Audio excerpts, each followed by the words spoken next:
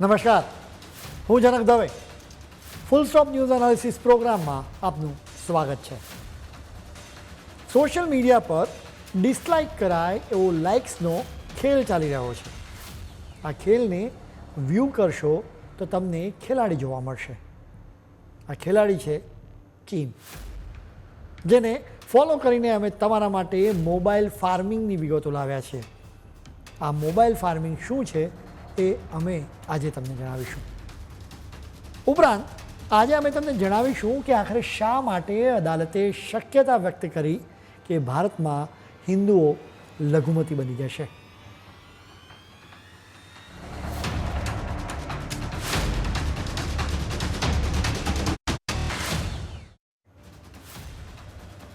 આજકાલ મોટાભાગના લોકો સોશિયલ મીડિયા પર હોય છે. જો કે સોશિયલ મીડિયા પર કેટલાક એન્ટી સોશિયલ એલિમેન્ટ્સ પણ હોય છે, જેઓ ભારતને માત્ર ભારતની વિરુદ્ધના વિડીયો કે લખાણને જ લાઈક કરે છે. બીજી તરફ યુટ્યુબ ભારત વિરોધી વિચારોનું ટ્યુબ બની ગયું છે. કદાચ તમે નોટિસ કર્યું હશે કે અમુક યુટ્યુબર્સ ભારત સરકારની વિરુદ્ધ કંઈ પણ બોલે તો એવા વિડીયોઝને લાખો કરોડો વ્યૂઝ મળતા હોય છે. તેઓ હિન્દુઓ, ભારતીય સંસ્કૃતિ અને ભારત સરકારની વિરુદ્ધ બોલે તો પણ તેમને અઢળક લાઇક્સ મળે છે. આખરે મોટો સવાલ એ છે કે ભારતની વિરુદ્ધ કન્ટેન્ટ લખાયું હોય તો તેને ભારતમાં આટલી બધી લાઇક્સ કેવી રીતે મળી શકે?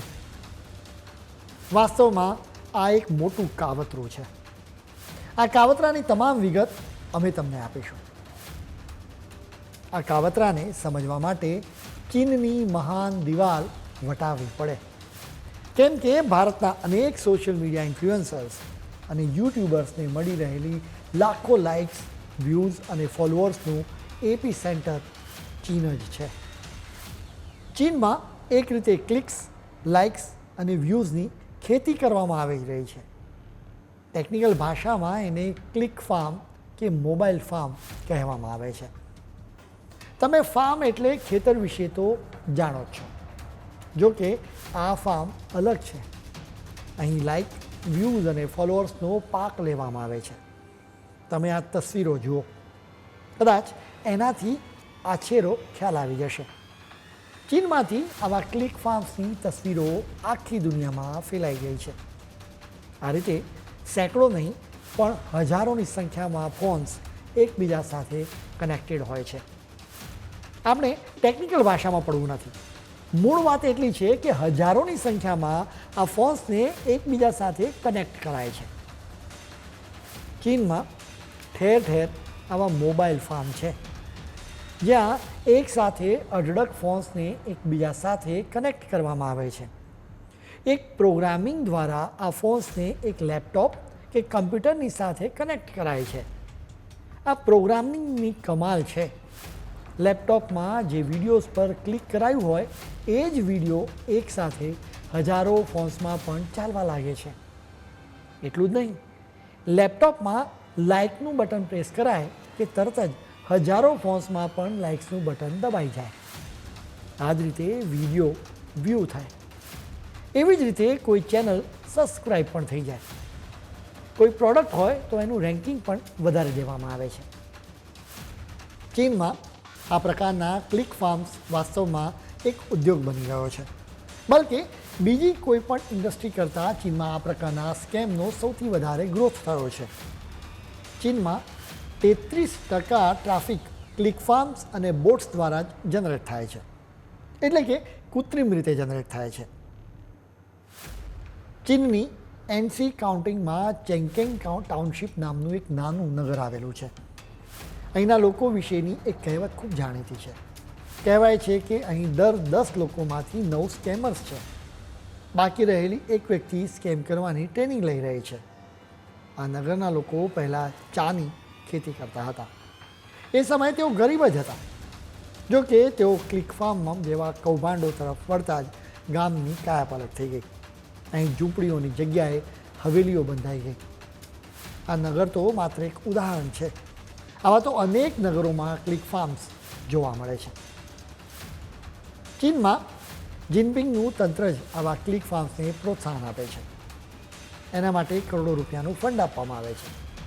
ચીનની સરકારના પ્રોપેગેન્ડા ડિપાર્ટમેન્ટની સીધી નજર આવા ક્લિક ફાર્મ્સ પર હોય છે.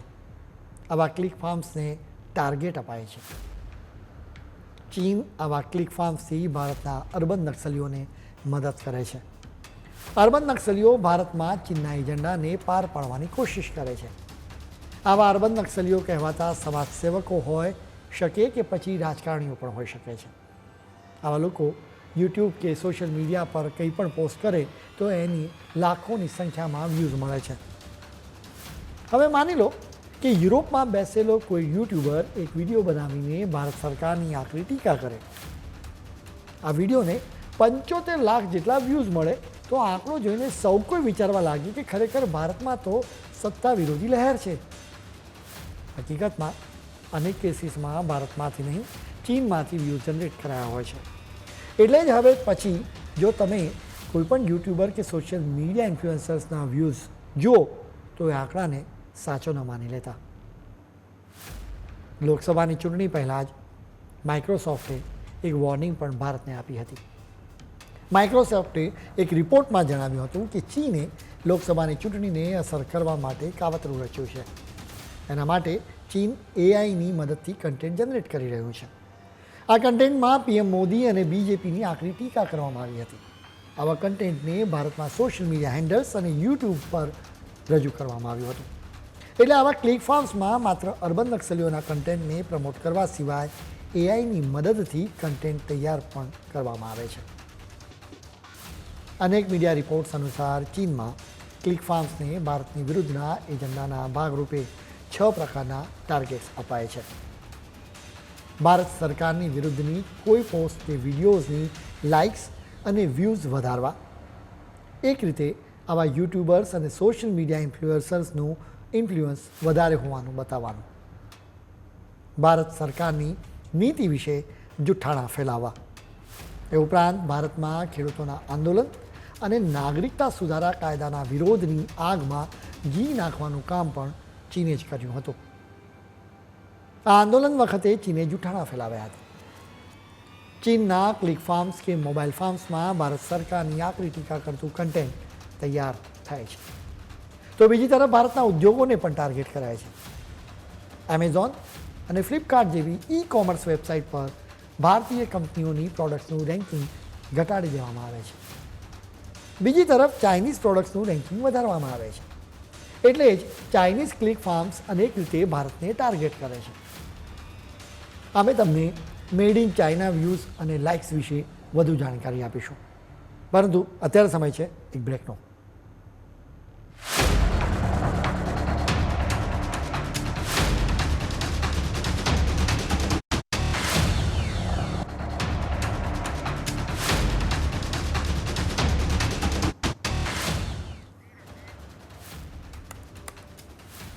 બ્રેક બાદ આપનું સ્વાગત છે. મોટાભાગની સોશિયલ મીડિયા વેબસાઇટ અમેરિકન છે. હવે એના પર ચીન પોતાની રીતે ચાલી રહ્યું છે. એક આખી ઇકોસિસ્ટમ કામ કરે છે. આ ઇકોસિસ્ટમમાં ચાઇનીઝ ક્લિક ફાર્મ્સ અને ભારતના કેટલાક સોશિયલ મીડિયા ઇન્ફ્લુએન્સર્સ પણ સામેલ છે. આ ઇકોસિસ્ટમથી ભારતના હિતો કેવી રીતે જોખમાઈ શકે છે એના વિશે અમે વિગતે વાત કરીશું. ભારતને ચીનથી માત્ર સરહદો પર જ ખતરો છે એમ તમે ન માનતા. કોઈ જાતની સરહદો ન ધરાવતી ડિજિટલ સ્પેસ પર પણ ભારતને ચીનથી ખતરો છે. બલકે ક્લિક ફાર્મ્સના લાઇક્સ અને વ્યૂઝના ખેલથી ચીન ભારતમાં વિરોધની જ્વાળા પ્રગટાવવા માટે કોશિશ કરતું રહે છે. એના માટે ખાસ પ્રકારનું કન્ટેન્ટ તૈયાર કરવામાં આવી રહ્યું છે. ચીન જે રીતે જમીન પર લદ્દાખથી લઈને અરુણાચલ પ્રદેશ તેમજ પાકિસ્તાનના ગ્વાદર પોર્ટ સુધી એમ ચારેય બાજુથી ભારતને ઘેરવાની કોશિશ કરી રહ્યું છે, એ જ રીતે ડિજિટલ સ્પેસ પર પણ ભારતની મુશ્કેલી વધારી રહ્યું છે. ભારતમાં રહીને જ અનેક સોશિયલ મીડિયા ઇન્ફ્લુએન્સર્સ ચીનને મદદ કરી રહ્યા છે. આ સોશિયલ મીડિયા ઇન્ફ્લુએન્સર્સના વિડીયોઝ અને લખાણને ચીનના ક્લિક ફાર્મ્સ દ્વારા જ પ્રમોટ કરવામાં આવે છે. ભારતની સુરક્ષા એજન્સીઓએ આવા ડઝનેક સોશિયલ મીડિયા ઇન્ફ્લુએન્સર્સની શોધ કરી છે, જેઓ ચીનના નેટવર્કનો ભાગ છે, જેનાથી ભારતની સુરક્ષાને પણ જોખમ હોવાના કારણે ભારત સરકાર ગંભીરતાથી આ સમગ્ર મામલાને લઈ રહી છે. ઇન્ડિયા ટુડેની વેબસાઇટ પર પબ્લિશ થયેલા એક રિપોર્ટમાં એના વિશે વિગતો આપવામાં આવી છે. ભારતમાંથી અનેક સોશિયલ મીડિયા ઇન્ફ્લુએન્સર્સ તાજેતરમાં ચીનની મુલાકાતે પણ ગયા હતા. અહીં તેઓ વુહાન, તિબેટ અને શિંજિયાંગ જેવા ચીનના વિવાદાસ્પદ સ્થળોએ પણ ગયા હતા. આ સોશિયલ મીડિયા ઇન્ફ્લુએન્સર્સ તેમના વિડીયોઝમાં ચીનની વાહવાહી પણ કરી રહ્યા છે. વળી તેમના આવા વિડીયોઝને ભરપૂર લાઇક્સ અને વ્યૂઝ મળ્યા છે. હવે તમે જ વિચારો કે ભારતમાંથી ચીનની વાહવાહીને લાઇક્સ કોણ કરે? સ્વાભાવિક રીતે એ તો ચાઇનીઝ મોબાઈલ ફાર્મિંગના નેટવર્કની જ કમાલ છે. આખા ઘટનાક્રમ પર દિલ્હીમાં સાઉથ બ્લોક ખૂબ નજર રાખી રહ્યું છે. સાઉથ બ્લોકમાં વાસ્તવમાં સંરક્ષણ અને વિદેશ મંત્રાલયની ઓફિસો છે. ઇન્ડિયા ટુડેના રિપોર્ટ અનુસાર ચીન પર નજર રાખતા એક્સપર્ટ્સ ઇન્ટેલિજન્સ ઇનપુટ્સના આધારે બ્લોગર્સ અને સોશિયલ મીડિયા ઇન્ફ્લુએન્સર્સનું એક લિસ્ટ તૈયાર કર્યું છે. હવે એક્શન લેવા માટે આ લિસ્ટ ભારત સરકારને મોકલવામાં આવ્યું છે. આ લિસ્ટ તૈયાર કરનારા અધિકારીઓને શંકા છે કે આ તમામ સોશિયલ મીડિયા ઇન્ફ્લુએન્સર્સ ચીનની ઇકોસિસ્ટમનો ભાગ છે. તેઓ ચીનના એજન્ડાને ભારતમાં આગળ વધારે છે, જેનાથી ભારતની સુરક્ષા જોખમાઈ શકે છે. આવા બ્લોગર્સ અને સોશિયલ મીડિયા ઇન્ફ્લુએન્સર્સના લાખોની સંખ્યામાં ફોલોઅર્સ અને સબસ્ક્રાઈબર્સ પણ છે. હવે તપાસ કરવામાં આવશે કે એમાંથી કેટલા સાચા છે અને કેટલા ચાઇનીઝ મોબાઈલ ફાર્મિંગની ઉપજ છે. સાઉથ બ્લોકના અધિકારીઓના ધ્યાનમાં આવ્યું છે કે આ ભારતીયો ચીનના જ ખર્ચે ત્યાં ગયા હતા. એટલું જ નહીં, તેઓ તિબેટમાં પણ ગયા હતા. ભારત સરકારે થોડા સમય પહેલાં જ તિબેટના કેટલાક વિસ્તારોના નામ બદલ્યા હતા. એ રીતે ભારતે તિબેટ પર પોતાનો દાવો કર્યો છે. આમ છતાં પણ આ બ્લોગર્સ અને સોશિયલ મીડિયા ઇન્ફ્લુએન્સર્સ તિબેટમાં પણ ગયા હતા. સાઉથ બ્લોકના અધિકારીઓ પાસે આ બ્લોગર્સ અને સોશિયલ મીડિયા ઇન્ફ્લુએન્સર્સ પ્રત્યે શંકા કરવા માટે એક મજબૂત કારણ પણ છે. ચીનના સરકારી અખબાર ગ્લોબલ ટાઈમ્સે કેટલાક ભારતીય બ્લોગર્સની પ્રશંસા કરી છે. સ્વાભાવિક રીતે સવાલ થાય કે ચીનનું સરકારી અખબાર ભારતીય બ્લોગર્સની પ્રશંસા શા માટે કરે? ચાઇનીઝ મોબાઈલ ફાર્મ્સ તેમજ ભારતીય યુટ્યુબર્સ અને સોશિયલ મીડિયા ઇન્ફ્લુએન્સર્સની ઇકોસિસ્ટમને તોડવા માટે ભારત સરકાર અત્યારે ખૂબ ગંભીર છે. હવે ઓનલાઈન કન્ટેન્ટ પર સતત નજર રાખવામાં આવશે, કેમ કે આ ચાઇનીઝ ઇકોસિસ્ટમ દ્વારા ભારતમાં વિરોધની આગને પ્રગટાવવા માટે કોશિશ કરવામાં આવી રહી છે. ચીનના જિનપિંગના વહીવટીતંત્ર દ્વારા સ્પોન્સર્ડ મોબાઈલ ફાર્મ્સ દ્વારા બનાવટી સોશિયલ મીડિયા એકાઉન્ટ્સ પણ બનાવવામાં આવે છે. આ એકાઉન્ટ્સ ભલે ચીનમાંથી તૈયાર કરાયા હોય, પરંતુ એના નામ ભારતીય રાખવામાં આવે છે. એટલે ભારતમાંથી કોઈ પણ વ્યક્તિ મોબાઈલ ફાર્મ્સની પ્રોડક્ટ એવા આ એકાઉન્ટ પર પોસ્ટ જુએ તો એને કોઈ જ ભારતીયના મનની વાત જ લાગે. જો કે વાસ્તવમાં એ ચીનનો ખેલ હોય છે.